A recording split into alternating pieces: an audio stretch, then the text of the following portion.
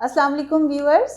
آج ہم جس ٹاپک پہ بات کریں گے وہ ایک کامن ہمارا سوسائٹی کا سوشل پرابلم ہے جس کے لیے بہت زیادہ فیمیلز آتی ہیں کنسلٹیشن کے لیے کلینک پہ, اور وہ ہے کہ ہسبینڈ باہر ملک سے باہر کام کرتے ہیں, یا یہ کہ جب شادی ہوئی تو 1 مہینے کے لیے آئے اور اس کے بعد مہینے بعد ہسبینڈ باہر ملک سے باہر کام کرنے کے لیے چلے گئے, اور اب شاید سال یا 1.5 سال کے بعد وہ دوبارہ آ رہے ہیں اور ان کا سٹے یہاں پہ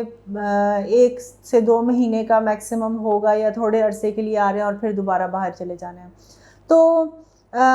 جو ہیں وائف وہ اپنی فیملی کے ساتھ یہ کنسلٹیشن کرنے کے لیے آتی ہیں کہ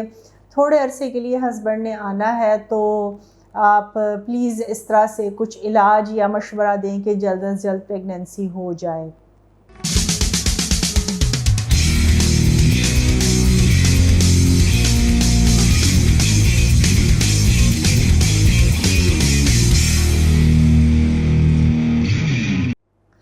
میں آپ کے ساتھ ایک سٹوری ہی شیئر کرنا چاہتی ہوں آف سملر کپل جو کہ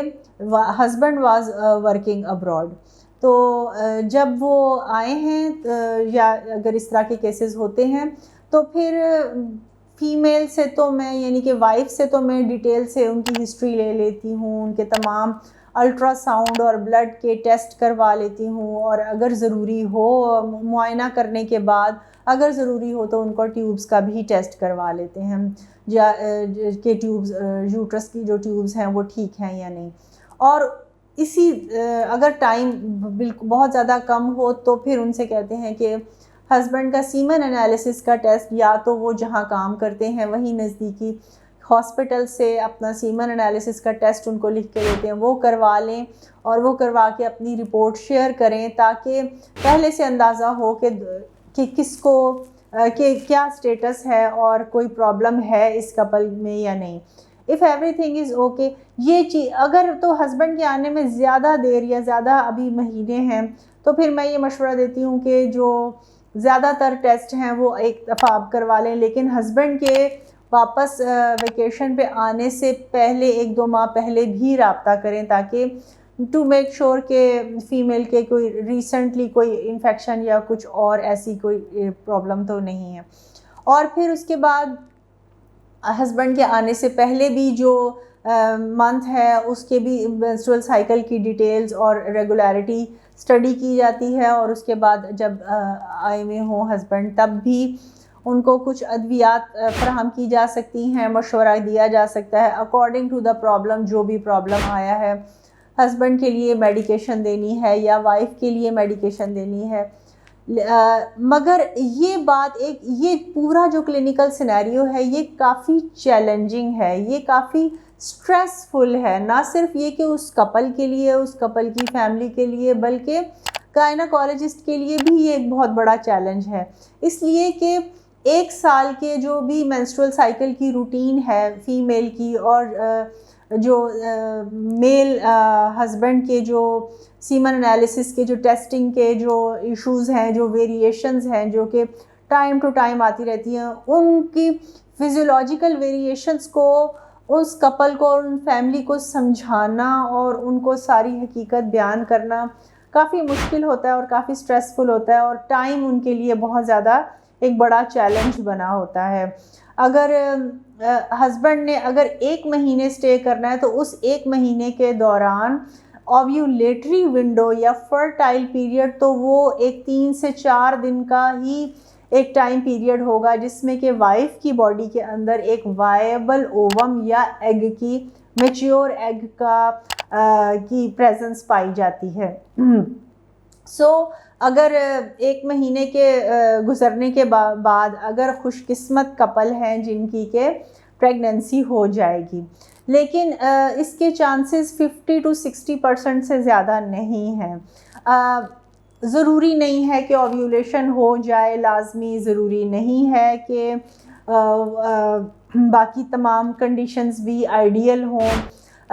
اس لیے ایٹ لیسٹ 3 سے 4 مہینے ہسبینڈ کا یعنی کپل کا اکٹھے رہنا بہت ضروری ہے. کسی بہتر یا کارآمد نتیجے پر پہنچنے کے لیے. اور اس کے علاوہ انڈیویجول فزیولوجیکل ویریشن اگر کپل، اور یہ ہم سب اس سیناریو میں ہے کہ اگر دونوں ہسبینڈ اینڈ وائف کے اندر کسی قسم کا کوئی بنیادی نقص نہیں ہے، دونوں اپنی اپنی جگہ بالکل ایک ہیلدی اور ایک نارمل کپل ہیں. اور اگر پرابلمز ہیں ان کے یا کوئی نقائص ہیں تو ان کو ٹریٹ کرنے میں یا ان کو ڈیل کرنے میں بھی آف کورس زیادہ ٹائم، کچھ مہینوں کا ٹائم درکار ہوتا ہے. تو میسج یہی ہے کہ یہ ایک کافی چیلنجنگ عمل ہے. اس میں نہ صرف یہ کہ ٹریٹمنٹ فیلئر ہونے کے بھی چانسز ہیں، بلکہ تھوڑی بہت جو ہے افسردگی اور ذہنی دباؤ کا شکار دونوں ہی، خاص طور پہ چونکہ فیمیل جس سیٹنگ میں یا جس سوسائٹی میں ہماری فیمیل پیشنٹس ہوتی ہیں اس سوسائٹی میں کافی یہ چیلنجنگ ہے یہ بات کہ اگر ان کو پریگننسی نہیں ہوگی تو اس سلسلے میں یہ ان سب لوگوں کا اس خصوصی سینیریو میں سب لوگوں کی نا ڈیپ انڈرسٹینڈنگ ہونا بہت ضروری ہے. تو اس سلسلے میں اگر آپ مزید کچھ کنسلٹیشن کرنا چاہیں، چونکہ ہر کپل انڈیویجول کپل ہے، ہر کپل کے ایک انڈیویجول سرکمسٹانسز ہیں، تو ہم جنرلائز نہیں کر سکتے کسی بھی رزلٹ کو کہ ایک کپل کو چونکہ پریگننسی ہو گئی تو ڈیفینیٹلی دوسرے کو بھی ہو جائے گی یا تیسرے کو بھی. تو یہ اس کے اندر بہت زیادہ فیکٹرز اور بہت زیادہ عوامل کارگر ہیں اور ان کی انویسٹیگیشنز کے ریزلٹس پر بھی ڈیپینڈ کرتا ہے. اس کے علاوہ اور جو نیچرل طریقہ کار کے علاوہ ڈفرینٹ اور بھی طریقے ہیں، جیسے انٹرا یوٹرائن انسیمینیشن یا ان ویٹرو فرٹیلائزیشن، جو کہ ایڈوانسڈ فرٹیلیٹی ٹیکنیکس ہیں. یہ ایسے بھی بہت زیادہ ہیں ہمارے پاس پاکستانی کپلز جو کہ باہر سے صرف تھوڑے عرصے کے لیے آتے ہیں اسسٹڈ ریپروڈکٹیو ٹیکنیکس کے حصول کے لیے، اور اس کے بعد پھر وہ واپس چلے جاتے ہیں.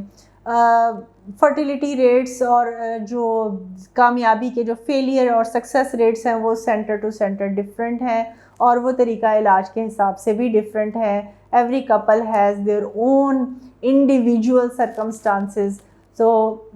یہ تمام صورتحال ہے، حقیقت ہے جس کے بارے میں بہت زیادہ مزید انفارمیشن لینے کی ضرورت ہے. جہاں تک میں میکسیمم گائیڈ کر سکتی ہوں میں آپ کو گائیڈ کر سکتی ہوں. آپ کنسلٹیشن کے لیے تشریف لا سکتے ہیں. میں doctor Fauzia Anbar Qureshi, professor and head of department gynaecology,